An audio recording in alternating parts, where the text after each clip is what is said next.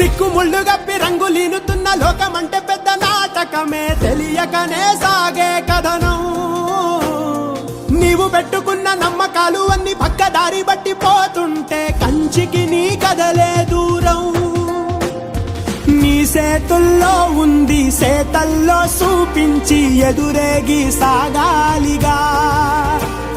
రేపేటవులో తేలాలంటే నువ్వెదురు చూడాలిగా. Vote పోటు గుండె